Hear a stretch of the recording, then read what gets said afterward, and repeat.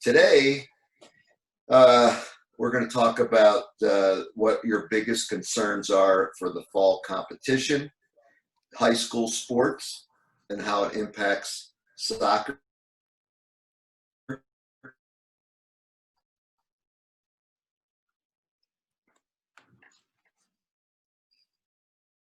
Changes in the facilities that we're doing, the guidelines that we normally let everybody know.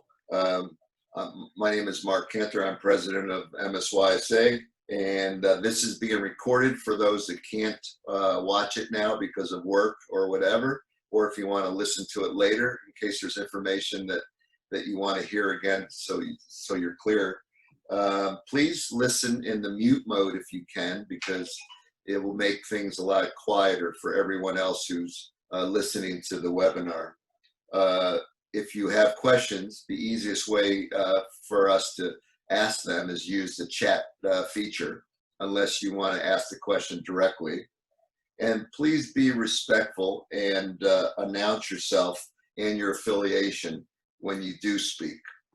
I also want to welcome our newest board member to MSYSA, Dr. Bill Heiser. He's our Vice President of Registration, or of Recreation, excuse me, and we're really excited to have him. I've discussed numerous times with Bill about some of the vision that MSYSA has going forward with the recreation programs, especially a lot of the underserved areas in the state of Maryland that we'd like to try to open up and start making that a lifeline to the state associations, so they can, hopefully we can help them get into different venues around the state, different clubs, different festivals, different, whatever. I think it'll be a lot of fun for the rec player.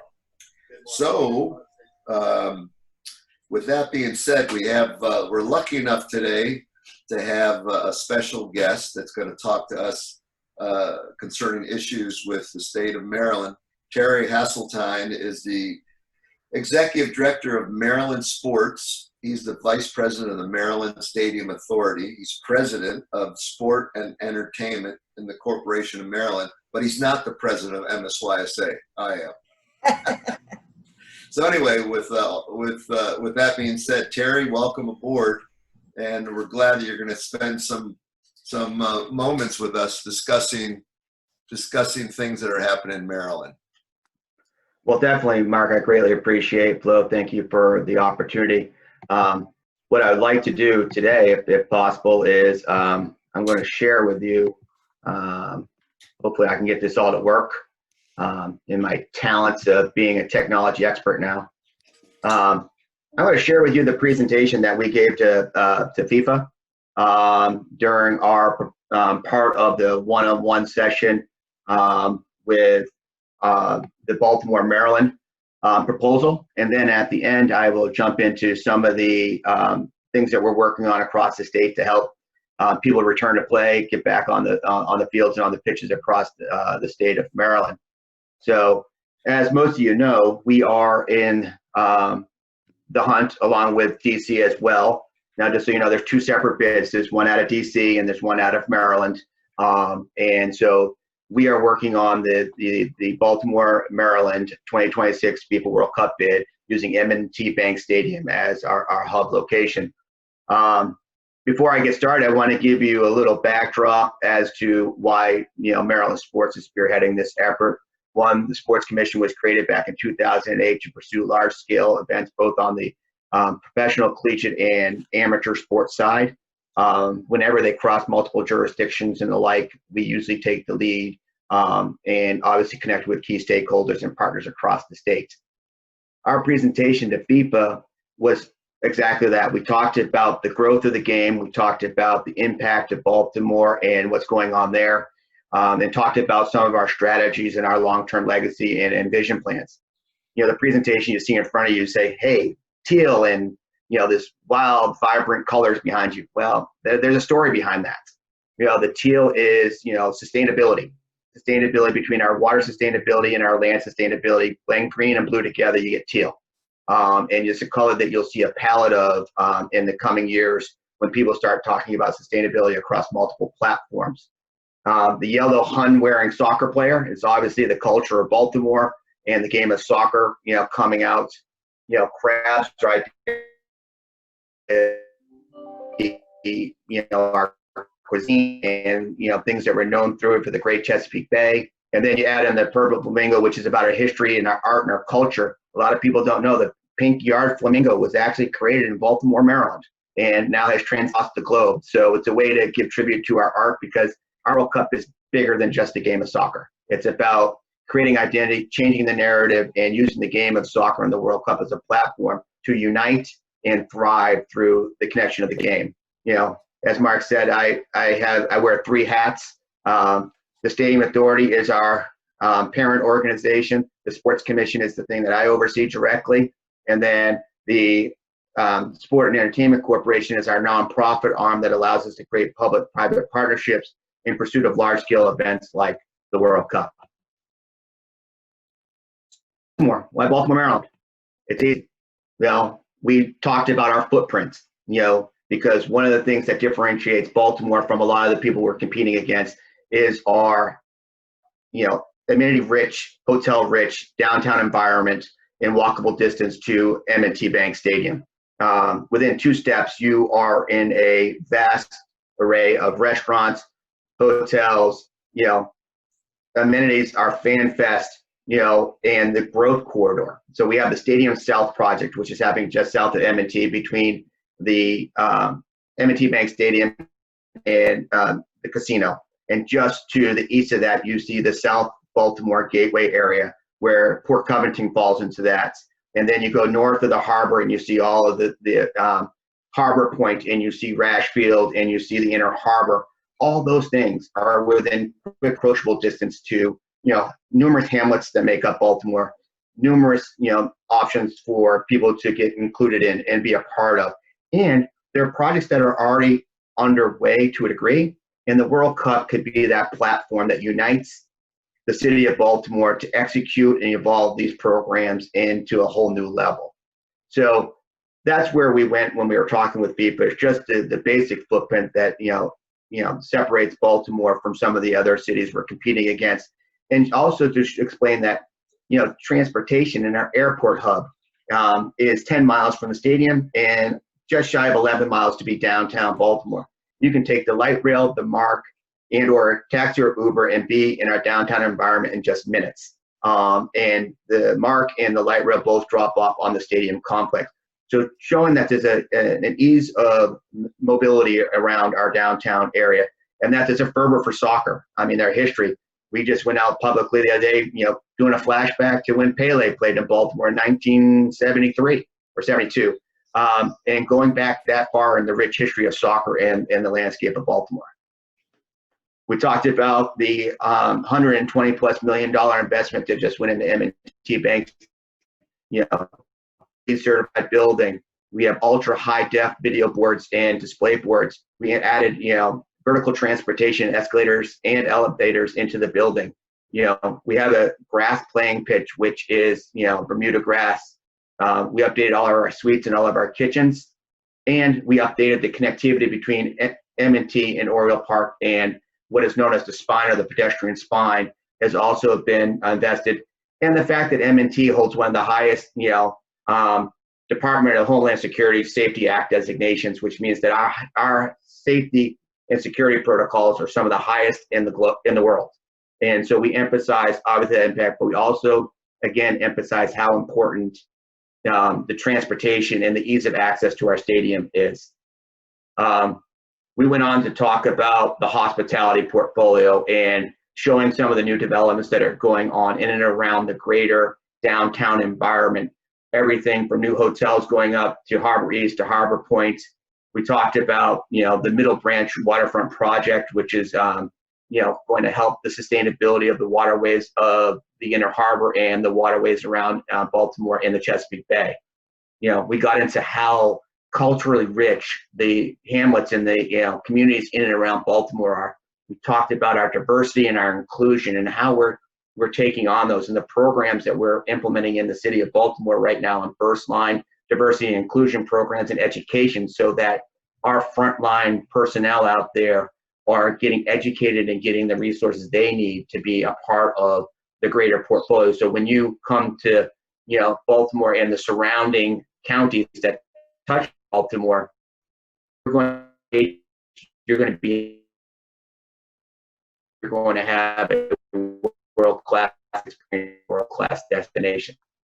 Of the infrastructure upgrades to BWI, Thurgood Marsh Airport. We talked about the impact of the new MARC line that was, $7.2 million now drops right off at Camden Yards, Oriole Park, Camden Yards. The MARC and the light rail upgrades. We talked about the bus station being, potentially one of our bus depots on the south side of the stadium. We talked about the, future expansion of Penn Station and the modernization of it. We talked about, because we are on the water, you can come down 95, you can come down on train, you can fly in. And if, some of the wealthy want to come in via boat, we accept those too. So just talking about how walkable, how our bus system is free in the city, and then those type of things. And then we obviously talked about the mission, and we talked about our long-term vision, and it's talking about sustainability, it's talking about our legacy, it's talking about human rights, and the things that are really relevant in the bid process, and things that we're going to have to execute once we win the rights to host these events. And so when we get through it all, the big thing that we have going on right now is between now and the end of the year, or early 21, we don't know yet. FIFA is going to be making a site visit to Baltimore, and we'll also be making a site visit to our friends down to the south in DC. And during that period of time between now or whenever that site visit is announced, which we know is going to be a roll out the red carpet, show everything we can, show them under the hood, show them what we're going to do. But one of the key things that we can do right this moment in time is we got to step up and show FIFA that Maryland is a huge soccer loving state. Between the youth sports, the adult leagues, the clubs, the programs, and the like, we just all got to be all in. And we got to show FIFA that soccer is a fabric of our culture. Every time we do a major soccer, international soccer friendly in the state, it's always one of the highest attended, soccer friendlies in the country. When the World Cup, both men and women's, is shown, we're always one of the top 5 viewer markets when those events are on. We have English Premier watch leagues. We have other watch leagues throughout the entire state. So we got to bring the culture of soccer, and we need to do it by being engaged. And so what we did on our website, which is Baltimore MD 2026, that's Baltimore MD 2026.us is our website. And on there's an engagement page. We need people to go on there and tell us you're in. It's simple. It's an email address and a zip code. And we don't even require your name. We just need an email address and zip code. Sign up for the newsletter, because we're going to put in a lot of content over the next 6 months about training sites, our sustainability vision, our legacy vision, and all this stuff. But we need the soccer community to be alive and get on that site and get engaged. And if you have a really healthy checkbook and you want to donate, there's also I Support Baltimore MD, and we accept donations right on the site. It's a secure credit card activated site, so we can take contributions that way. Or if you need to write the hard physical check, you can always send it to us as well. But all these things are critical right now, because it's up to us if we want to see the largest sporting event in the world come to our backyard. And yes, in all fairness, we are competing with DC, we're competing with Philadelphia, and we're competing with 16 other cities across the United States. But we think right now the portfolio of Baltimore, with its infrastructure and the like, just tells a story. And if you want to leave a legacy on the game, a city like Baltimore, where you can restructure the narrative, you can use the game as leverage to unite and make and bring us together, and we can thrive. And using the game of soccer as that platform, what a way to do things. And it also piggybacks onto our next topic, which is what's going on around the state of Maryland as it pertains to getting kids back to play, getting adults back to play, etc. So that's a basic overview of the presentation. Obviously, I went through it very quickly, and didn't dive into a lot of detail as we did with FIFA, and just to let the soccer community know. So FIFA came back to us on a couple fronts. All of our training sites that we're looking at, there's a requirement now that it's not just one pitch site, it has to be a 2-pitch site. You have to have 2 grass pitch fields at your training sites. Originally, it was a 1-pitch site recommendation. So part of our is going to be working with probably 8 facilities across the region to try to identify which ones we can possibly put a second pitch into. The other thing that came back to this is we're going to have to do some small. The nice thing is our field dimensions work at M&T. They came back and asked us to maybe look at some things in the stadium that we could tweak or modify to give a bigger field platform for cameras and other operational needs. And those are things that we're taking under consideration right now. But outside of that, they were really excited about Baltimore. Dan Flynn and Amy with US Soccer set us up well with the way they articulated their message about our capabilities. So we feel like we're in a really good spot, and we have a heavy lift ahead of us. Like everybody else, we want to be one of the final 10 venues. And when it's all said and done, the nice part about the World Cup is coming to Maryland, period. We will get something from the World Cup, whether it's match play or whether it's being a team base camp or whether it's being a fan fest. Because we're on that list of 17, we get something. But we all know at the end of the day, matches are the big thing. That's the 800-pound gorilla of what everybody wants. They want matches in their destination, and we're no different. But we will do everything we can to ensure that happens. But we also be happy to do other things that are associated with the World Cup, because our legacy is not just about what the World Cup can help us do. It's also what we can do between now and 26, and then what we can do 26 and beyond, and the footprint that we can leave behind for the next generation. So that's where we are on the World Cup piece. Show you a quick little video. It's 30 seconds, so it won't hurt you, I hope.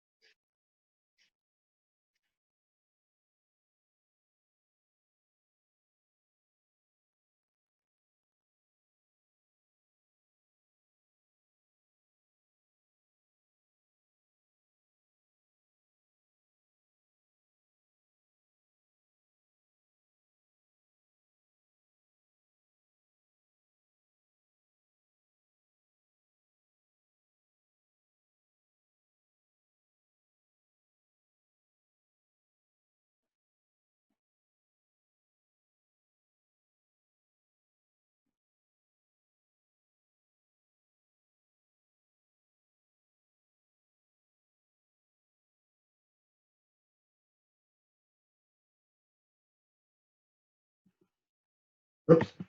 All right.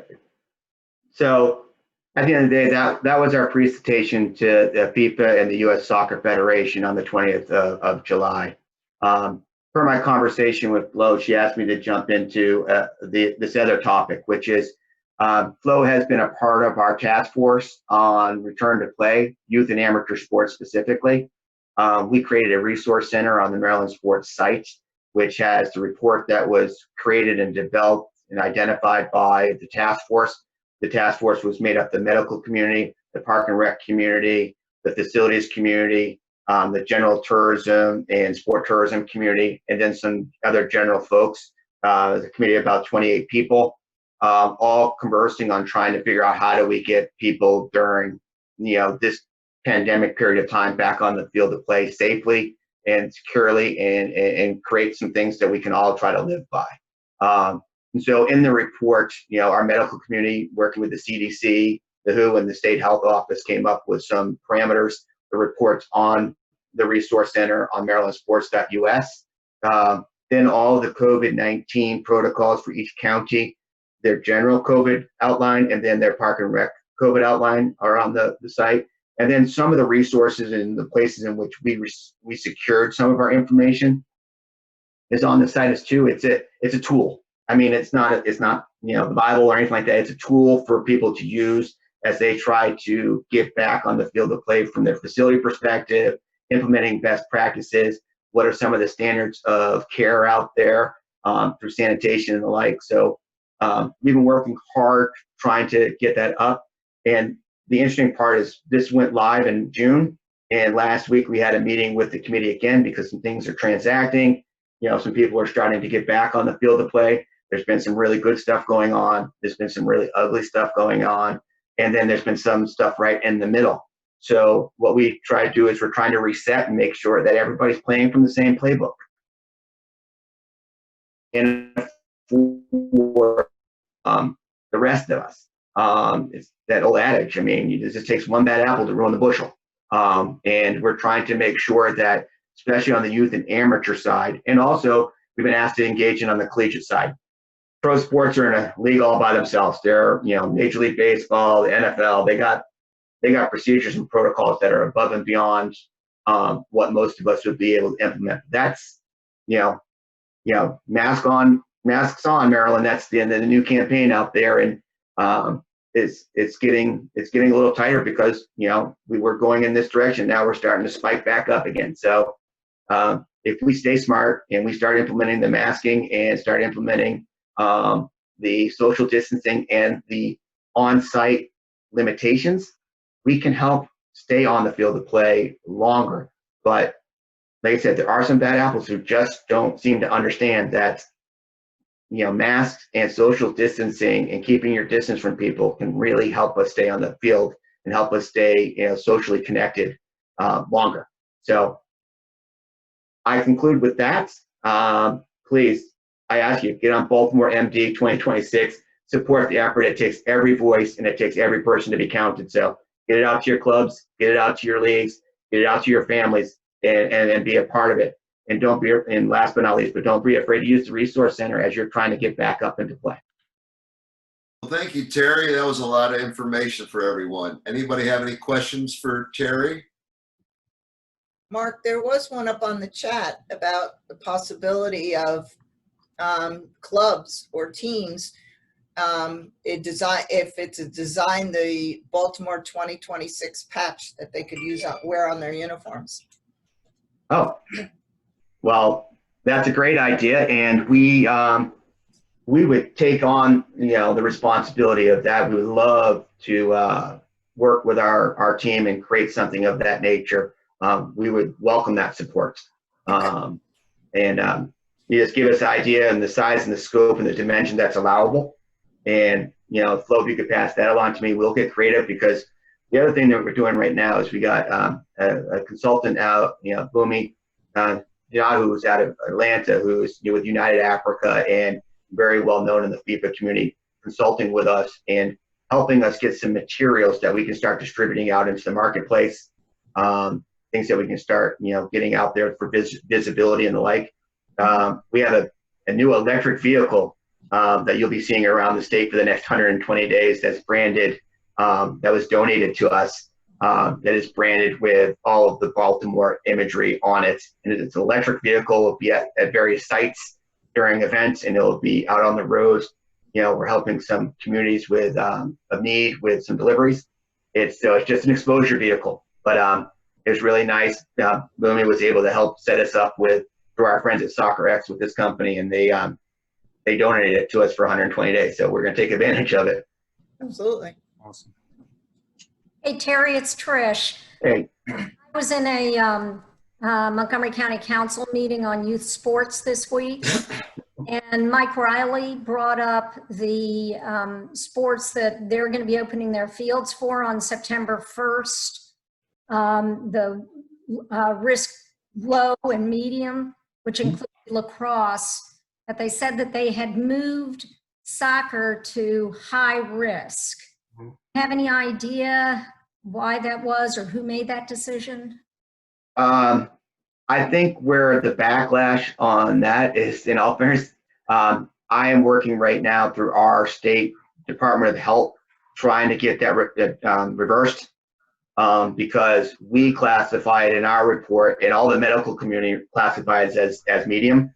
Right. And so we have no clue. And the only question I can have is, did someone rub them the wrong way in communication, or was there a group of people who were putting so much pressure that it caused that, downward effect?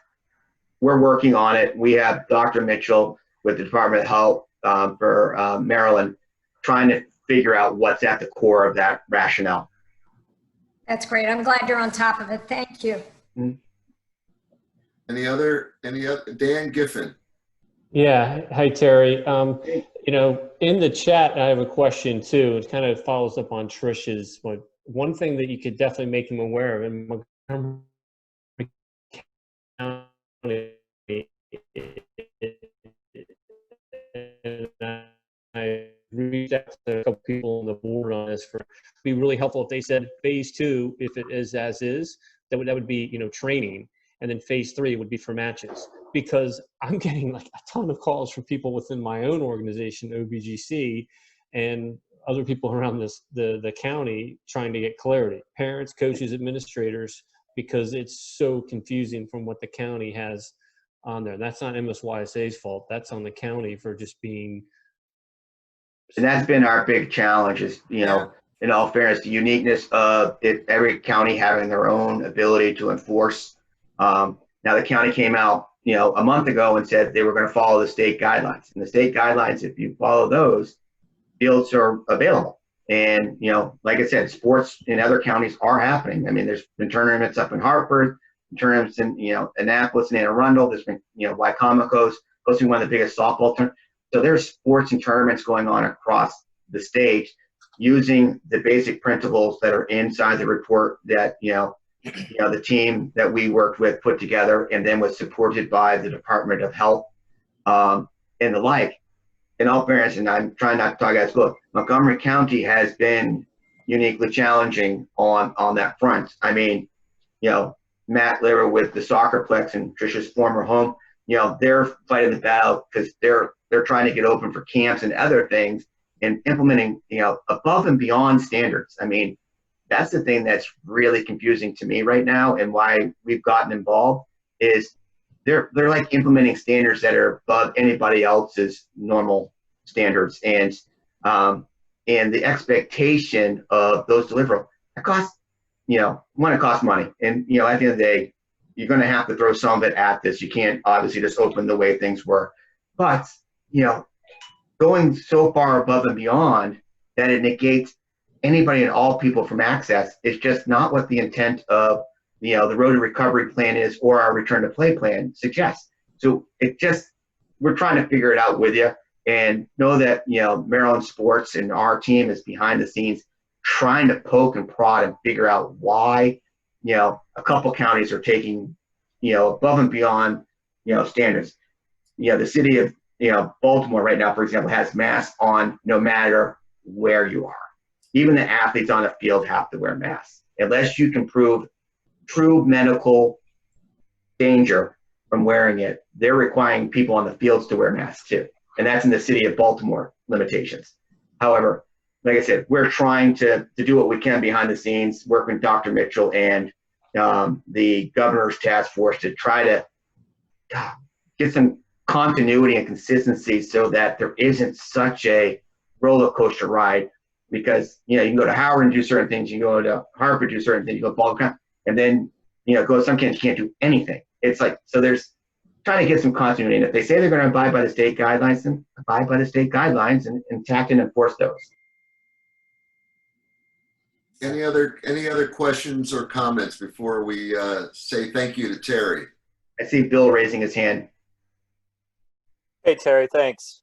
Yeah. Quick question about, you know, it's been, what, 26 years since the 94 World Cup, and you certainly looked at that. And I'm curious to know that, you know, the venues of the 94 World Cup, what did they learn in terms of their pre-bid to the time they had the event to their post-bid? There's about a 20 or 25 year lifespan. And in terms of growing the sport in Maryland, access and opportunity, were there things that other venues did in 94 that really put them in a position that transformed their soccer community beyond the traditional suburbs of soccer?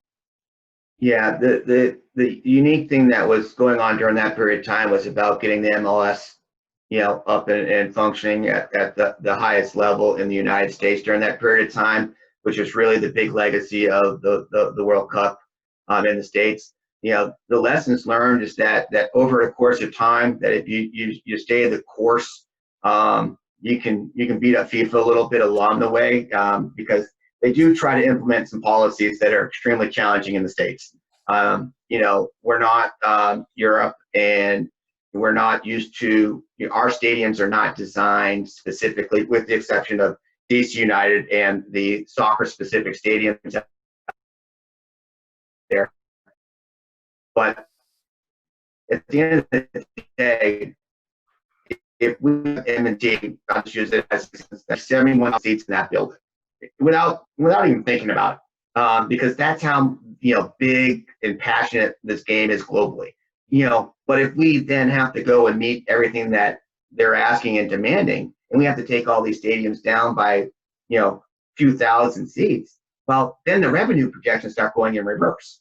And so, even at the end of the day, last I checked, they're about revenue, and we can put the pitches out there. It's a question: how do we work with them on some of that ancillary space? And that's something that the previous groups have learned in this conversation off the 94 game. But what was really learned is that if you have the right legacy and the other things, you can get in the game, and making sure that there's growth opportunities out there that people can live by and live on after the games have happened in the market. Thank you. You happy with that, Bill? Awesome. That's a great answer. All Satisfied. right. Thank you. Thanks so much. Any other comments?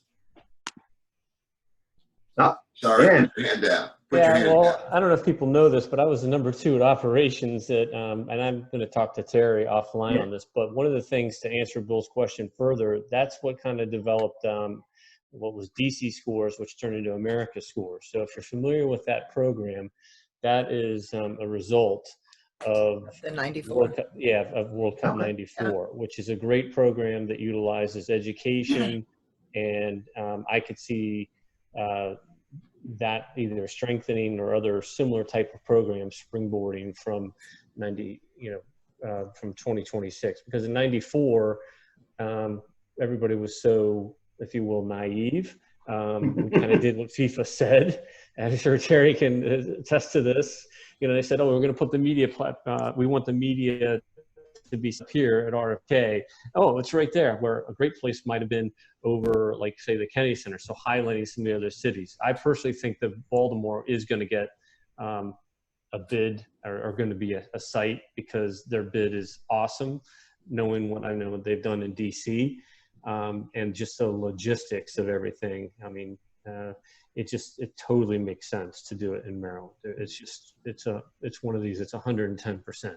They'd be stupid not to take it. So, well, I appreciate that vote of confidence, but going back to my early statements, and I'll close on this one again. It's just, we need everybody to jump in this pool with us, and let's all swim upstream together. Let's benefit the game of soccer. Let's help our kids have better opportunities, and let's leave a legacy on this this region, because it expands beyond outside of Baltimore. I mean, the state of Maryland is there. Obviously, there's a lot of things transacting in our state as it pertains to the other stadium in our state, and the conversations in and around it. So there's just so many things at play. But our whole ultimate goal is to leave a legacy for the game, and the legacy that benefits the next generation to have a better place to play, a better place to live, and a healthier and safer place to be. So that's really at the core of our entire mission with the pursuit of the World Cup. Great ending, Terry. Thank you. So with that being said, we want to say thank you so much for participating. You got a lot of good feedback, and we really appreciate the information. I think the whole state of Maryland is behind it, because we'd love to have it in Baltimore. Well, thank you. Thank you for everybody. I'm going to let you get back to your business, but Baltimore MD 2026, get on there, be heard. And Trish and others know how to find me. If you have anything you want to send me, email me directly. I'd love to hear from you, because, like I said, it's a team effort. Appreciate it. Thanks, Sounds Terry. great. Thanks so much. Thanks. Thank you now. I know. And as we get updates, maybe you can let us know too, Oh, yeah. I will keep you posted. Like I said, Yeah. when the site visit is, I mean, right, like I said, we're building our groups and our committees and our subcommittees and our various, things. So we're going to be reaching out. Dan, find me. I'd love to chat with you. But, we're all in this together, and we're all going to thrive together. Perfect. Thanks, Terry. Thank you. Bye now. Bye-bye. All right, next on the agenda, we have our State Cup Director, Brad Roos, wants to make a report on the soccer festival and moving forward. Go ahead, Brad. So we had 25 teams on the afternoon, which was awesome. I wanted to thank Craig Blackburn and SAC for allowing Covenant Park to be the host location. It worked out very well. I also want to thank all of the staff members from MSYSA and the many, many board members that came out and were there. It was a really hot day. To be quite honest with you, I think if we hadn't seen so many smiles and so many happy people and so many people that were just so glad that we were able to do something, it probably may have affected us more than it did as far as the weather was concerned. It was great to get back on the field. It was great to see all the smiles from the players in particular, but also the coaches and the and all of the spectators and families that showed up. I know that Brendan took a lot of pictures and did some interviews with both players, parents, referees, and I know that those will be up on the MSYSA website. If your club or your team or you're having people that are concerned about returning back to the game, I would take a look at those pictures. I'd take a look at those interviews because I think it said a lot to the fact that we were able to do that and it went so well and people were so happy. The other thing that I thought was really important was that the protocols that we set in place, everybody abided by them. The one thing that I was worried about, I think the most, was the fact that we would have a lot of people showing up and weren't going to abide by the protocols that we laid out ahead of time, but everybody was awesome. And I think that just added to how successful the actual day went. Mark did say, I mean, we're looking at options about maybe doing something in the fall, maybe doing another festival. I will tell you that one of the things I'm concerned about is with fall sports being canceled in Maryland, I'm concerned if they move fall soccer, high school soccer to the spring. We already know that the dates are really condensed and we really can't add anything additionally to the spring season. So I'm going to be kind of monitoring this. I think there's a couple of options. If they do move for the older age groups, one might be to start the cup as early as February, starting on turf fields and getting the older groups done before the high school season was going to start. The other thing we may have to do is may have to look at doing like a State Cup weekend where we do like a weekend tournament and we crown our State Cup champion at that point. Because if they move, I think it's going to seriously affect the amount of days that we have available for both State and President's Cup. So we're going to keep everybody informed. I think it's important that the clubs read all the information we send out because we are going to have to look at some alternatives on having the cup for next spring if high school season is moved. The other thing I wanted to point out is that U.S. Youth has approved that the U20s are going to be playing with the U19s. So next year for State Cup, and this goes for league play too throughout the year, but for State Cup, U19 and U20 will be a combined age group. So that's 2001s, 2002s. And that was done just for 1 year. It was done because the 19s last year missed out on playing State Cup, regionals, and nationals. And so we'll make sure we get that information out, but we want to make sure that you guys knew that. Any questions for me at this time? Oh, and Sean Fleming want to remind everybody that for President's Cup, the U18 and U19 age group is combined. So normally President's Cup only goes to U18, but they're adding just for next year U19 to the President's Cup, as the State Cup always had U19, but they're adding the U20. Thanks, Sean. Appreciate it. Hey, Brad, this is Valtex here. Hey, Val. How's everyone doing? I'm doing wonderful. I'm on my way to my vacation starting tomorrow, so I'm great. I don't know if that word means vacation, but so in regards to state money, starting with the 2001, 2002, does that mean all 2001s or only the 2001s that were playing this past spring? Because obviously that will interfere with college if they are still playing, but that would mean that the sophomores would be able to play State Cup because they're still 2001. Yeah. So Val, any 2001 or 2002 player is eligible. They do not have to have been registered last year. And really, one of the big reasons for that is in Maryland, we didn't even start Cup, and quite honestly, most teams didn't even start registration. So it's open for anybody, Val. It's an open age group. They do not have to have been registered last year.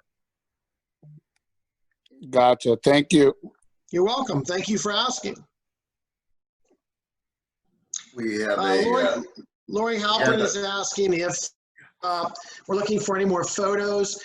Lori, I'd say send those to Brendan Mendelson at the MSYSA office. We can always use more photos. That'd be great.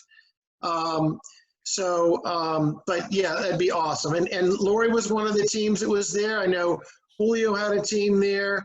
I don't know if you guys have anything you want to add to it for the group as far as the experience, but that would be great if you'd like to.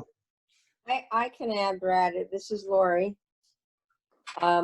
Our team was there and we had a great time. It was run really well. It was hot, but no one complained about the heat. And our guys were just so happy to be out on the field. I thought it was a great experience for everybody. And you know, in the heat, people can tend to get a little cranky, but nobody got cranky. I mean, it was just a great experience for all of us. So if you do that again, we're definitely in. In fact, we might bring some more teams. Yeah, hello, this is Julio. I think it was fantastic to be there. The opportunity to all the players to at least go, and even in my club there were a lot of teams and players hesitant to go, but we had to just I step over with the 2004s and go. And actually the kids, the parents, that was very, very interesting because everybody was so respectful. I never saw such a tournament be so respectful from players and parents, and everybody smiling and everybody saying hi. And another thing that I noticed, most of the players went to their cars, and some, obviously the teams, they get together, but they never were wondering that everybody was where supposed to be. They were even in the benches, constantly the people who were helping remind us to have safe distance. Referees were great. Nobody went and do anything crazy. At the end of the games, there were very few people who actually got the elbows, you know, but nobody came and get hugs or high fives or nothing like that. Everybody from far away, you say, you know, thank you and good match, and everybody go on their own. It was the first time I never saw anybody get mad. No, these are good things to hear, because I'm going to be totally honest with everybody. This festival was almost scrapped. I mean, the committee met numerous times deciding what to do because we didn't want to let the teams down. And at the end, Brad made it work, but we need participation. So for the next festival that we put on through MSYSA, please get as many teams as you can get out, because we want to make it, and we want, if it was great, we want to make it just as great next time.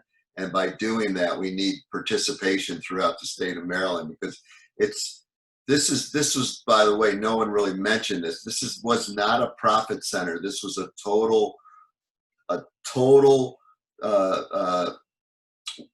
play day for the players out there to get them back on the field. And we want to keep doing that. We want to keep doing our part to get kids back on the field playing soccer. It was like Brad's number one, his number one goal was to try to pull this off, and he really did. So I'm very happy to hear the positive response. I really want you guys to help participate. I know a lot of you already did, but we need even more participation for next time. I think the clubs and the teams that were there, please, on behalf of MSYSA, to thank your parents, because they were very respectful. Everybody came with their masks on. Everybody stayed socially distant. They were all respectful. Working all day, under the registration. We had no problem with everybody in their waivers. And it just was very, very smooth all day long. It was just one more thing. One of the concerns of some of the parents who didn't go, and it's very interesting, and you have to respect that. I had a couple of parents that they're not going to my practices yet because I had the game on Sunday. And there happened to be a kid that has allergies, and the kid put it in our WhatsApp that he's not going to practice because he has allergies, right? So one of the parents freaked out, oh, maybe it's COVID, and the kids show up in practices. All the players who went to the games are in practices, and they just showed that they were safe, and the kids are there and they're having fun practicing, and they're still talking about the tournament, and they're excited that now that you can see in their eyes that they're ready to go back and play.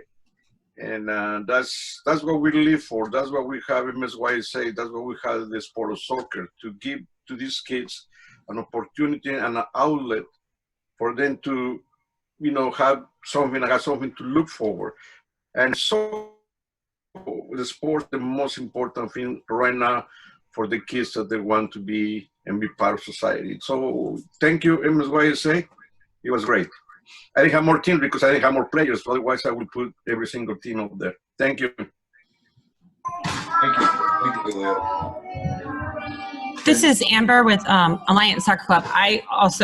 We had 3 teams come out, and everybody loved it. My own son personally keeps saying, when are they going to have another one? When's the next tournament? We want to play.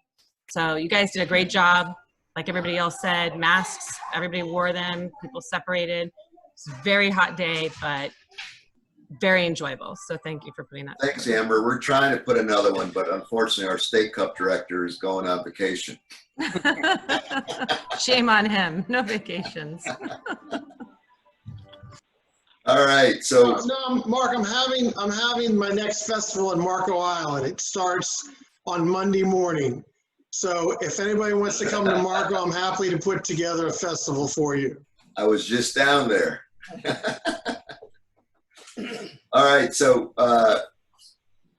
our famous registration specialist is on the line and wants to do a report on our registration platform that we're switching over to. Jessica? Hi, everybody. I know I've been working with a lot of you one-on-one, but I do want to remind everybody that it is a continuous effort. So even if we did a 2-hour one-on-one and went over everything, if you're still feeling any questions or nervousness, or just text me, call me, whatever you need, and we will go through it again. Don't be shy. I would like to let everyone know, and I know it's much anticipated, we will open the registration today. And I want everyone to pay attention that when you do click registration to start submitting your teams, you're going to actually now see 2 events. One says recreational and one says travel. So please keep an eye out for that. I also changed the logo so that way it also gives a different look to it and says recreational. But just in case you're wanting to click without really paying attention to what you're clicking on, I just wanted to bring that to your attention. so that you do see that there are 2 events. One is for your recreational teams and one is for your travel teams. So please make sure that you do select the registration correctly and submit them to travel, if they're travel.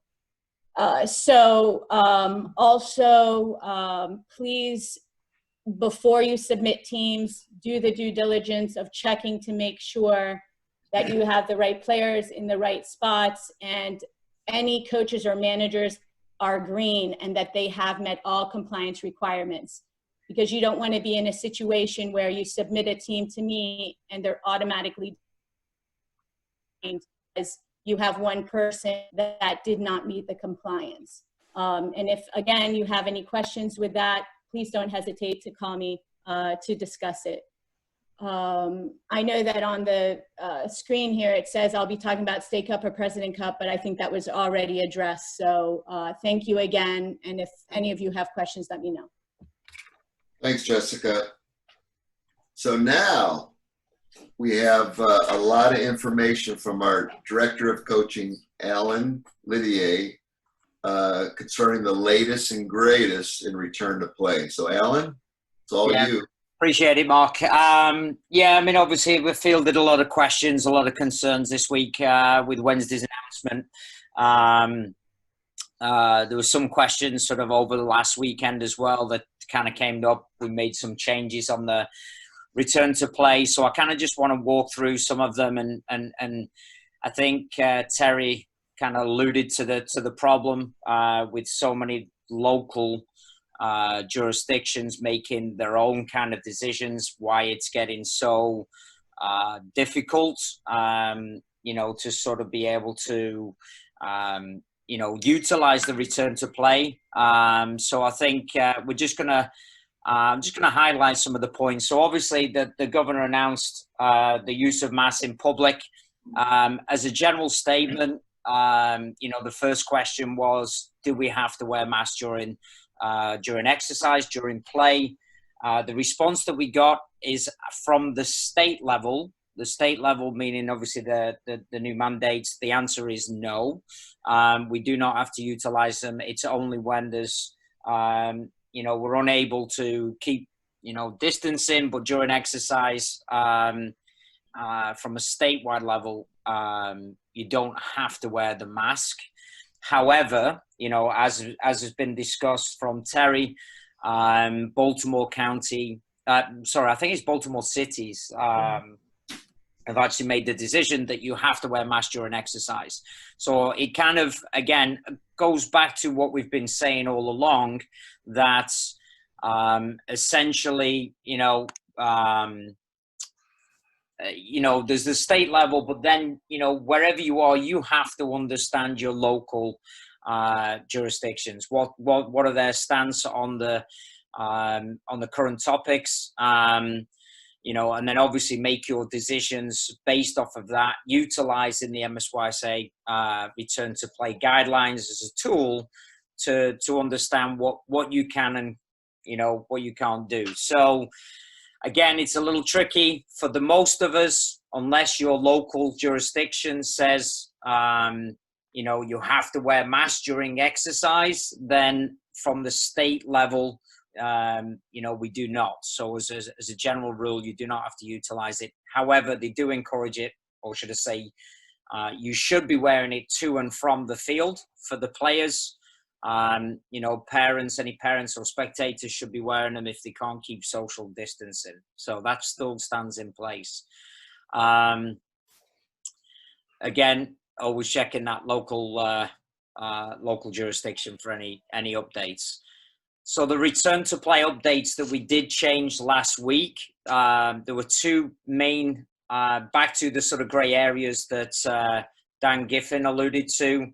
It's so difficult with phase 2 and phase 3 to sort of be able to put any sort of guidelines in, ultimately because it was coming from a state level, right? So the state saying, well, we can have events, you know, but then we're still saying we're in phase or stage 2 of the MSSR or MSRR, so the recovery roadmap. So what we did is we removed that. So the new sort of return to play is no longer in relation, or should I say, synced to the stages of the recovery roadmap. You know, we're still encouraging the 4 weeks in terms of in each phase.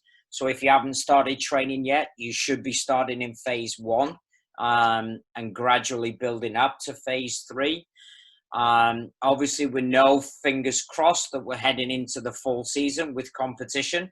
There's opportunities right now for scrimmages, so, you know, tournaments and things of that nature. So, you know, you've got to prepare for that. If your team's going into a tournament, you're playing games, competitive games, then, you know, you should be making that decision based on the fact that you're going through the phases and you're in that situation where the players are ready.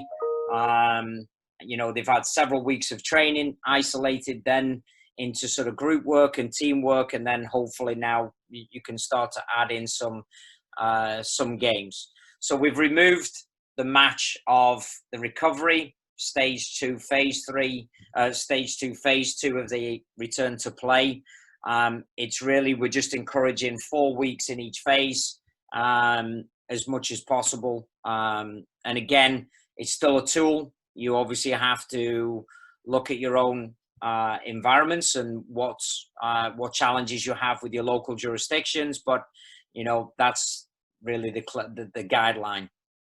And again, the other mainly change was just keep highlighting the emphasis, local jurisdictions, right? So you have to make sure that you are not just looking at the website, but reaching out to key people. For me, you know, I have a delegate who lives next door, you know, so it's great for different reasons. So I'm always talking to him about certain situations, you know, people that you may know in government positions, you know, just getting as much information as you can about your local jurisdiction. Trish, as she discussed before in a meeting, with it relates to Montgomery County, you know, it's really important just to keep your finger on the pulse and be talking to different people about your local county government and their decisions.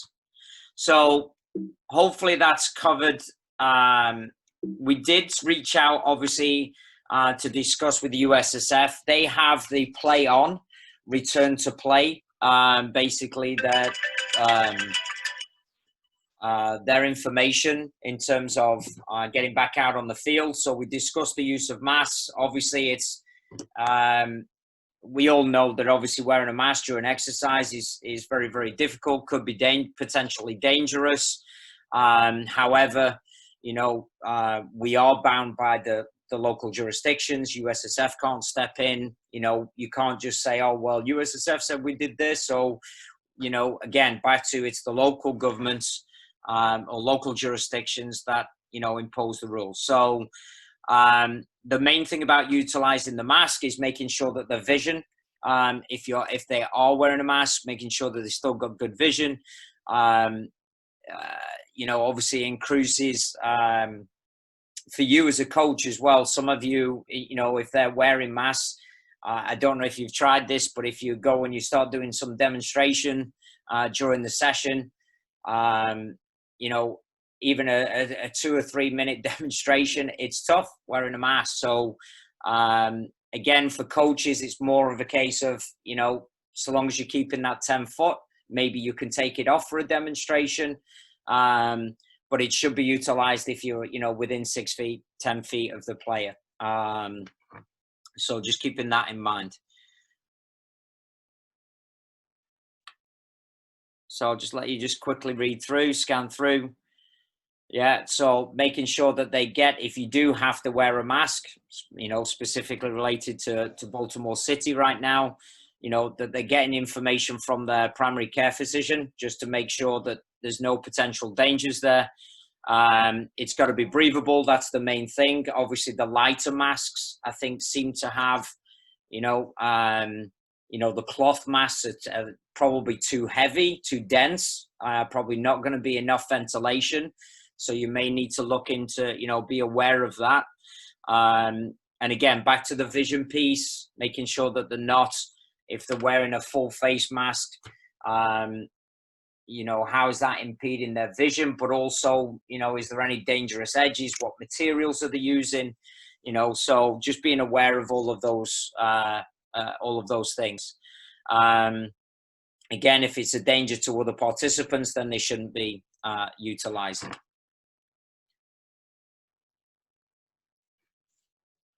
Yeah, just again, reiterating local guidance, right? Local jurisdictions. You know, it's a difficult one because, again, like I say, it's every sort of local jurisdiction right now is making their own decisions.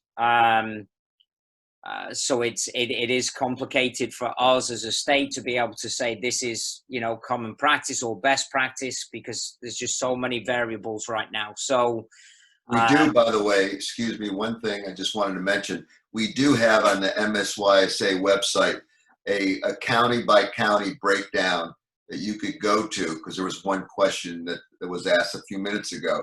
You could go to that website. That's a tool to identify your county and click on it, and all the latest information from that specific county should be on that website to help you determine the rules and regulations based on that county.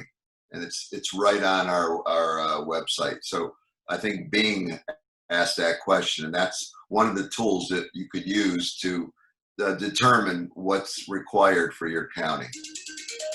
Yeah, and not just, you know, back to not just utilizing that tool. I think that's important. Thanks, Mark.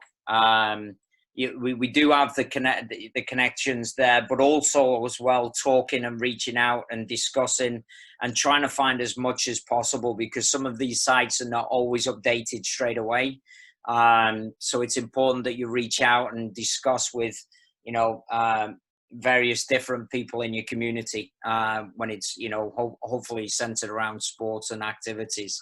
So I kind of want to go on to the questions. I think there's been a few kind of popping up. Let me just take it back to pop this one up that we had in the beginning. So I just kind of wanted to really dig in, and I think for this part, you know, if you have any comments or anything, put them in the chat feature. If you'd like to jump in, you know, I think I'd more of an open discussion. There's no real answers on this as of yet. I just want to start posing the thoughts or questions that are going to be coming up as we approach the fall season.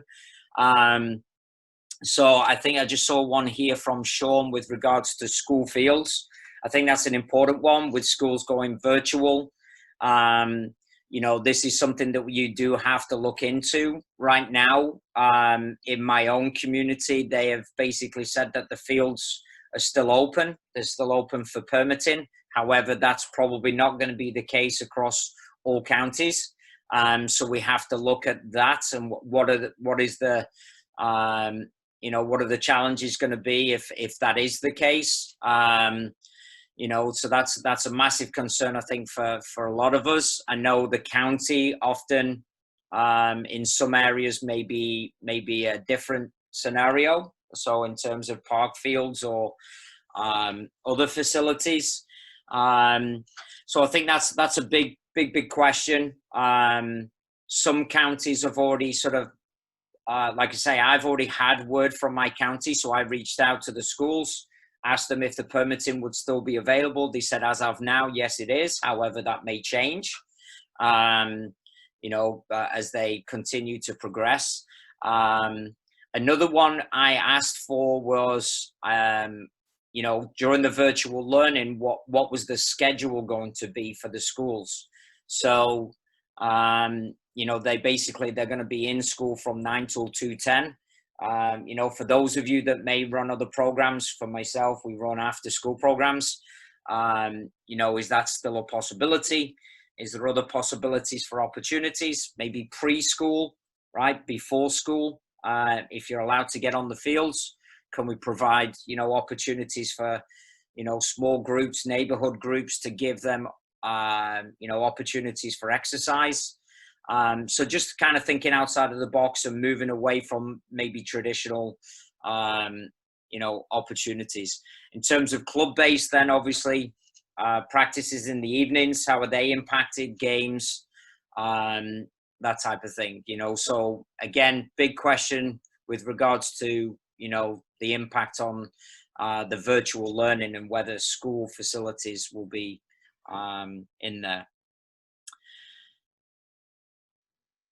I think we alluded to a little bit with the ODP. I think the question for me where I put, how does high school sports impact our season as clubs? So, you know, we got to think about ODP, we got to think about State Cup, President's Cup, but also for you as clubs, how does that impact you in terms of being able to provide programming or competition for those age groups? One of the, again, let me open it up to the group. Has anybody got any different thoughts on this in terms of what challenges are going to be imposed, whether it's not just competition, but anybody got any thoughts on this one with the high school piece or question? Coach, I think in high school, remember, they cannot play on Sundays. So you have Monday to Saturdays, and usually is during the week. But I was talking with some of the coaches who are talking with some of the MCPS people, and what they were saying is that have a season, high school season, to only the groups, you know, the divisions that they have, just play within them, have the playoff, and then have the states, and that will take no more than 2 weeks or 3 weeks, because there are not that many teams in each a group. Right. So you're talking in relation to cups, right? Right. In terms of the high school season. Right. So in the divisions that I have what, 6 teams, 7 teams maybe. That means 3 games. And it can be, if you play two games in a 1 week that they usually do in high school, sometimes even 3, within 2 weeks is gone. Everything is finished, but at least the seniors have their season and the high school has their season. And well, again, if they're not playing in the fall, then obviously I know EDP has released that they will try and provide, you know, some form of a league structure, so an opportunity for them to play there.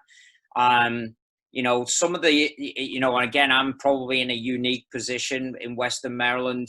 You know, our club is mixed between PA, West Virginia, and Maryland residents. So PA are still scheduled to go in the fall. Even Washington County, where I live, they're still scheduled, but Frederick County is cancelled. What happens if, right? If not all counties choose to make the same decision, how's that going to impact, you know, the ability to form teams? So, you know, I think we have to start to plan for lots of different scenarios. Like, you know, what is the potential? I mean, until we get the, you know, the overall decision. I mean, obviously, if you're in a position right now, if you're in Montgomery County, and they've already made the decision, you know, I think your problems are probably centered around facilities, right? And whether you can play games.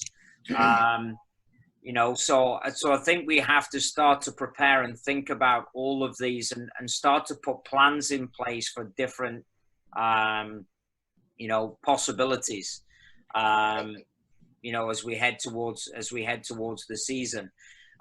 You know, one thing is obviously, another question that might be posed is, if your county's kind of on lockdown, will those families be allowed to travel outside of that county for competition, right? So, you know, are they, for me, Washington County's not got many cases. They don't see it as, you know, compared to Montgomery County, it's not as dense. Would we be able to travel here and play games, you know?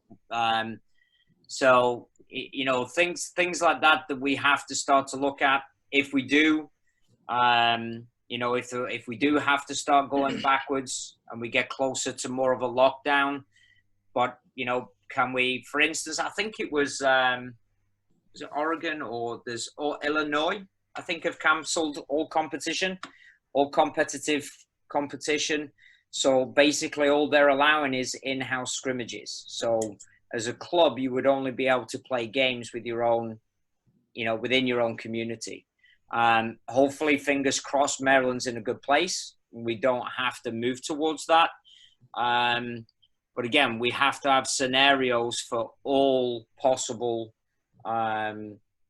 potential threats. So, and I just really, that's really the point, is just to get out and get you thinking about the differences or the different threats that we face, and start to try and discuss and put together some, potential opportunities or plan, basically the plan B, ready for if, buts, and whens. So again, always, Alan, yeah. I'm sorry. I just got a memo this morning from EDP for any of our clubs and our teams that are playing the South Atlantic Conference, which is USU Soccer's, regional leagues, the South Atlantic Conference. They're going to be offering the option of a 10-month season. So it's giving the teams 10 months to get their games in. Gives them more flexibility based around high school, based around whatever they need. So it looks like they're going to try to be as flexible as possible for the next, the 2021 seasonal year. USU Soccer is going to come out with a release very shortly, so those teams and clubs should be getting that. Awesome. But they said we could share it verbally here. Yep. Right. Hey, Alan, this is Valtex here again. How are you? How you doing, mate? Doing all right. So just in regards to the high school, I coach at a girls' private school in Baltimore, NDP. It's in Baltimore County, and it's an IAM. So they just not announced, but my AD just called me that we are allowed to start training the high school kids starting next week. So they are going to proceed like the season would start in September. As of now, the season is on. What I've heard was, let's say that, they can't play in September. I also heard that their plan is to potentially play February and March, and then lacrosse will start in April to May. So that's what I've been hearing about the private schools, that they are going to try to have some sort of a season in the fall. If that doesn't happen, most likely it will be February, March to try to have some type of a season. Yeah. And then, and obviously I think that's the same for me here. Private schools are still going ahead right now. So, and they're actually in school as well in terms of learning. So I think the challenge is going to be there, how do we feel about asking those players to play club? Because again, depends on how many players you have, as well as playing high school, right? I mean, that's what we're going to have to maybe address and think about over the next 10 months, because, because otherwise we're just not going to have enough players to some groups are not going to have enough players to field teams if, private schools and some of the state, or those players that did play a fall versus spring, so it's going to be a bit of a topsy-turvy year for sure. Correct.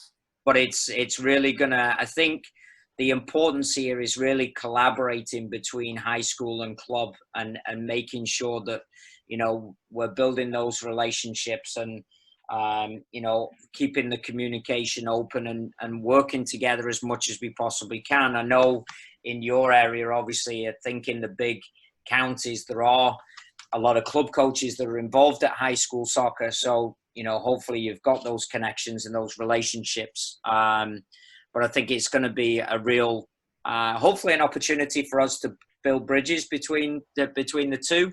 But I think there has to be a lot of dialogue and discussion around, some of the challenges that we face with that. So. Correct. The other thing that I also heard was, which this will be a big issue, is that they are talking about playing the games on weekends only, so the parents can drive the kids to the game instead of putting them in a bus. Right.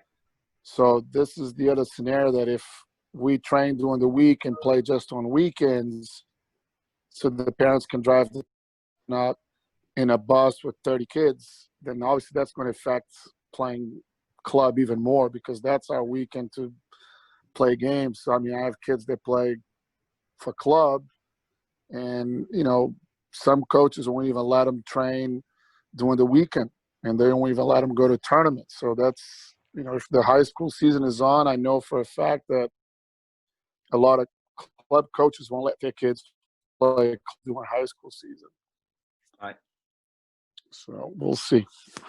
Yeah, and Right. this is where the relationship is really important, right? Is building those bridges and making sure that we're not, you know, we should be supporting the athlete at all times, you know, and doing what's right for them. And obviously, I don't think either side should be saying, "Can't do this" or what. So, so it's an You know, interesting one ahead. the sad issue is that from a dad who has a player, not a soccer player, but a basketball player and a lacrosse player, they're kind of lost right now. They don't know what's happening. You know, they don't even know what the future is going to hold for their team, for their practices, for their tournaments, for their season, their high school season. It's kind of like, you know, they're like us. We don't really know either, because it changes so often. You know, we thought that things were getting better. All of a sudden, we took a turn for the worse. Things are back into basically lockdown. Most schools are not even going to open up or consider opening up until next year already. So, you know, most kids are going to be virtual. No socialization with any of their schoolmates, which is a terrible thing in itself. And without team sports, it's going to be tough on the kids. That's why the state has been trying to come up with ideas to try to get these kids back on the field and get some kind of, you know, scheduled, you know, play date, so they can at least get some activity going on.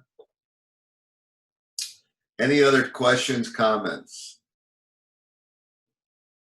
Yes, I just have a clarification, please. So we say that we can have scrimmages within the county, but we had to be, if you want to cross counties, what do we need to do, or besides the precautions, obviously? Well, yeah, you have to go off your local jurisdiction first. So Montgomery County right now, is there anybody in Montgomery County? Is there any scrimmages allowed? I know the Soccerplex, right, just was impeded from running their adult league and some of their camps. So, you know, you have to go to your local jurisdiction first if there's no games allowed in, you know, for whatever reason. You know, right now I'm in Washington County in Maryland, and we can host games. You know, so there's no restriction for us, and there's no restriction to go and play a game.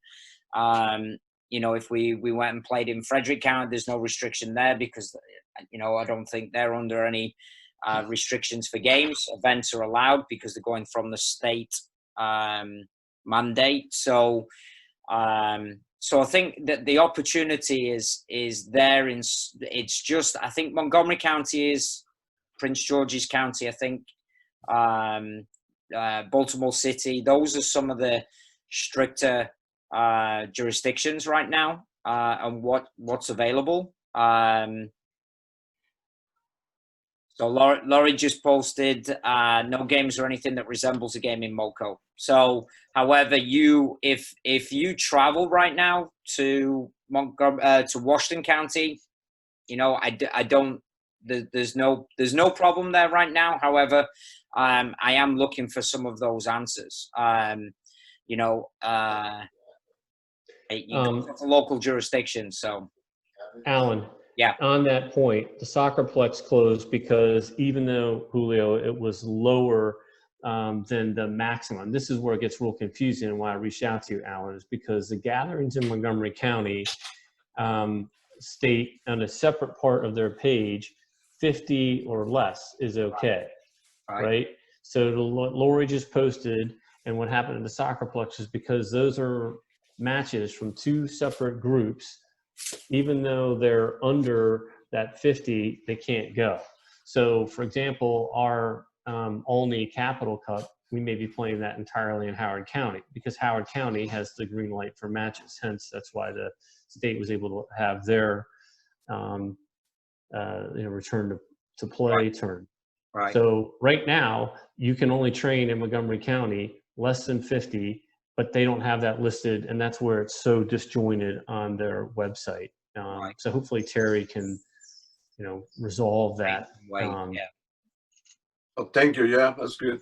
Just another question. I know some Montgomery County teams, or even PJ teams belong to MSYSA, are playing in adult league, DC and Virginia. Because I was invited to. No, I don't want to play there. I don't want to even travel. I mean, my players aren't even ready to do that. But I know there are some MSYSA teams playing there. Is any advice, words, or? I think it's back to you have to make your own decisions, right? As leaders within your clubs, like as soon as I heard the situation on the mass and the potential for wearing masks during exercise, for me, I'm not going to put my players through that. If that would be my decision to maybe go back to phase 1 and just do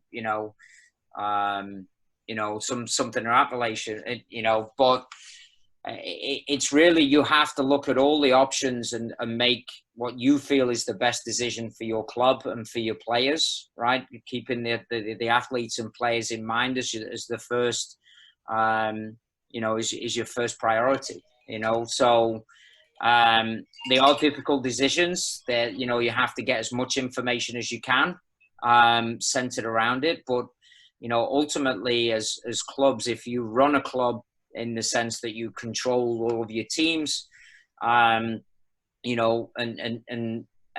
you make the decisions on what their programming is, then, you're responsible for that. If your coaches do pretty much what they want, then that's another decision that you have to make as a leader or as a club member. So, maybe then you're just providing the information for your coaches to make their own decisions, so there's again, it is a challenging time. These are only tools. There's no set, laws or rules. It's variable across all different counties. So you just have to keep weeding through all the information as much as you can and make the best decisions you can, and like you say, we're always here for questions or, to support any of those decisions. And that's what we're trying to do, with the webinars and everything else. So that's pretty much it from me. Mark, any sort of closing thoughts? Anybody else? Hey, Alan, we did, just to let you know, we've also, I know Nathan spoke this morning with NCSL, and I spoke yesterday with EDP to see what the leagues were doing, what their feelings are, and what they're working through. And so just to make sure the clubs connect with the leagues that your teams are playing in, they're looking to be as flexible as they possibly can to try to help you, whether it's especially, for the teams that are in the counties that are pretty much, you can't have any games or anything that looks like a game. So, make sure you reach out and keep that lines of communication open, because they, did mention to us that yesterday and today that they're willing to, and they're trying to work, begin looking at scheduling. And it may be, if your teams are willing to play, maybe you have all away games, maybe you have, a hybrid of what have you. But anyway, just keep in touch with the leagues as well. I think that's important. Yeah. Any other comments? So I think if there's no more questions, I think we're basically done. We can go into our good and welfare, or good for the game, where we always kind of hang out after the meeting and talk. I wanted to mention that I can't, in the screen, Julio, I can't see what kind of face mask you have on there. What color is that? I did want to mention before we close that we do have our new finance manager. Bob Shannon is now full-time in the office. Adrian has retired to her beach house.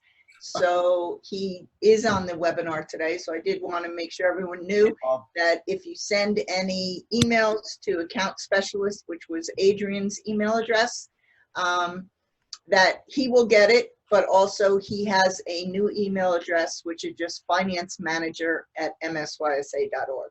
So remember, everybody, yeah. remember, everybody, that the MSYSA has a new home in Howard County. We're no longer in Glen Burnie, Maryland. That building is long gone. It's actually was sold.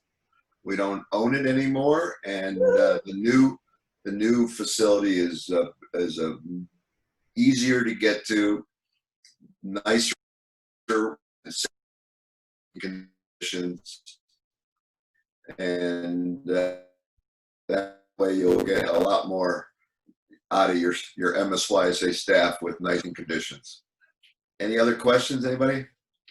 Okay, that's it. We'll be back in 2 weeks, and we'll have a new, hopefully we'll have a new guest speaker on somehow associated with soccer in one way or another. If any of you have anybody that you know that you think would be a great guest to talk to us all across the state of Maryland on what's happening in terms of soccer, we'd love to have you email it to the state office for recommendations. That would be great. And other than that, great seeing everybody. Mark, I'm going to connect with Terry, and we'll follow up with 2026 patches for uniforms to see what we can do going down that path. I think that would be great.